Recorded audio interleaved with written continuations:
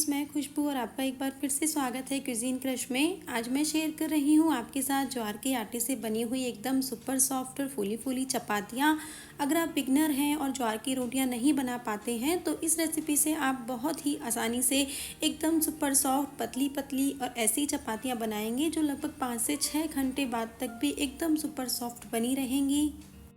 अगर चपातियाँ बनाते वक्त आपकी चपातियाँ बीच में से टूटती हैं और आप अच्छे से रोल नहीं कर पाते हैं चपातियों को, तो यहाँ पे मैं ऐसे टिप्स और ट्रिक्स आपके साथ शेयर करूँगी जिससे आपकी चपातियाँ बिल्कुल नहीं टूटेंगी और एकदम सुपर सॉफ्ट आपकी चपातियाँ बनके तैयार होंगी। उम्मीद करती हूँ ये रेसिपी आपके लिए हेल्पफुल रहेगी, तो आप इस रेसिपी से एक बार ज्वार की चपातियाँ ज़रूर बनाइएगा। आइए रेसिपी को शुरू करते हैं। सबसे पहले मैंने यहाँ पे गैस पर रखा है एक पैन जिसमें मैंने डाला है 1 कप पानी। अगर हम माप से देखें तो ये पानी लगभग 240 ml के करीब होगा। थोड़ा सा हम डालेंगे पानी में नमक और साथ ही आधा टीस्पून हम पानी में डालेंगे घी। अच्छे से इनको मिक्स कर देंगे। पानी हमारा गर्म हो रहा है।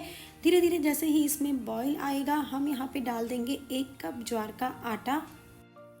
अगर माप से देखें तो ये ज्वार का आटा लगभग 150 ग्राम के करीब है। दोनों चीज़ों को हम यहाँ पर अच्छे से मिक्स कर देंगे और गैस का फ्लेम हम कर देंगे बंद। अच्छे से लगभग 1 मिनट तक मिक्स करने के बाद हम इसे प्लेट से ढक देंगे लगभग 5 से 7 मिनट के लिए। और 5 से 7 मिनट के बाद हम इस मिक्सचर को निकाल लेंगे एक बड़ी थाली में या एक ऐसे बर्तन में जिसमें हम आटे को अच्छे से गूँथ सकें।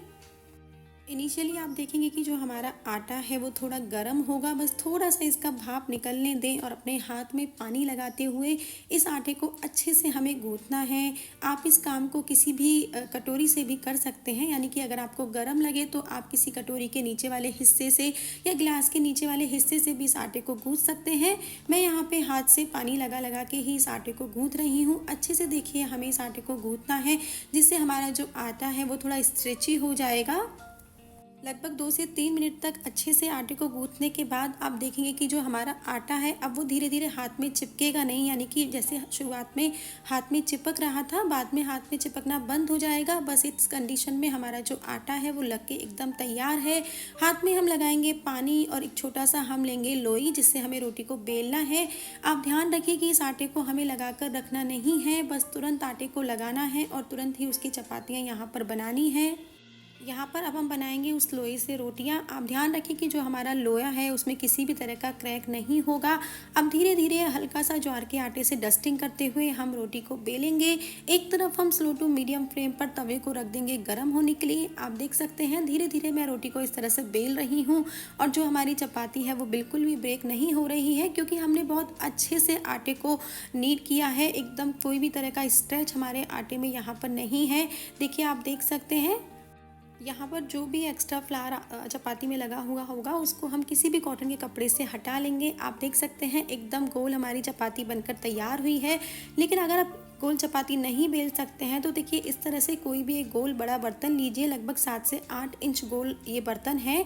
इससे हम चपाती को यहाँ पे कट कर लेंगे तो देखिए एकदम गोल चपाती हमारी यहाँ पर बनकर तैयार है। अब जो तवा हमारा पहले से ही स्लो टू मीडियम फ्लेम पर गर्म हो रहा था उस पर हम चपाती को डाल देंगे और चपाती की जो ऊपर वाली सरफेस है उसको हम हल्के से कॉटन के गीले कपड़े से भिगो देंगे। जैसे ही इसके ऊपर का पानी सूख जाएगा हम इस चपाती को किसी भी पलटे या हाथ की मदद से पलट देंगे।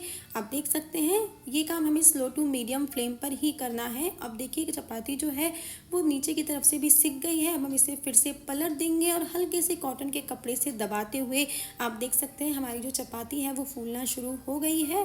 बस हमारी जो चपाती है वो बनकर तैयार है। अगर आपको चपाती को गरम गरम खाना है तो आप इसे और कड़क कर सकते हैं, और अगर आपको चपाती को रखना है तो बस इस स्टेज में ही आप चपाती को किसी भी कॉटन के कपड़े पर रख दीजिएगा और ढक दीजिए, जिससे हमारी जो चपाती है वो सॉफ्ट बनी रहेगी।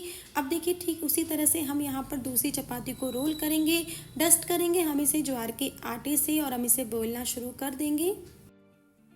आप देख सकते हैं बहुत ही आसानी से मैं इस चपाती को यहाँ पे बेल पा रही हूँ। जब भी आपको लगे आप यहाँ पर ज्वार के फ्लोर से इसे डस्ट कर सकते हैं।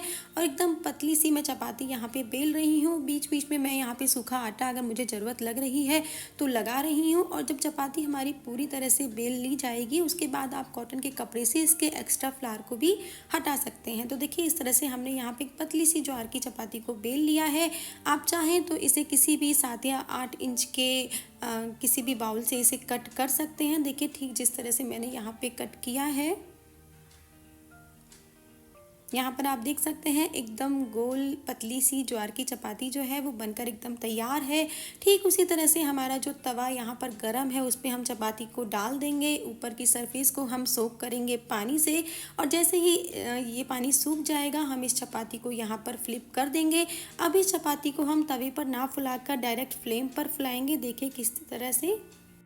अब यहाँ पर इस्तेमाल किया है मैंने चपाती को फुलाने के लिए इस तरह से जाली का। ऊपर की सरफेस को हम डालेंगे नीचे और देखिए इस तरह से पकड़ते हुए हम इस चपाती को सेक लेंगे। यहाँ पे आप देख सकते हैं एकदम फूली फूली ज्वार की जो चपाती है वो बनकर एकदम तैयार है।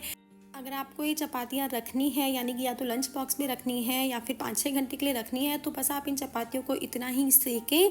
देखिए हल्का सा आप यहाँ पर चपातियों में घी भी लगा सकते हैं जिससे चपातियाँ जो होंगी वो एकदम सॉफ्ट और भी ज़्यादा रहेंगी। कॉटन के कपड़े से आप इन्हें ढक दीजिएगा और आप इन्हें किसी भी गर्म टिफ़िन में या ऐसा टिफ़िन जिसमें खाना गर्म रहता है उसमें भी आसानी से रख सकते हैं। सेम इसी तरह से आप यहाँ पर किसी भी तरह के मिलेट फ्लावर की चपातियाँ बना सकते हैं। रागी के फ्लावर की रेसिपी मैंने आपके साथ लास्ट वीडियो में शेयर की थी।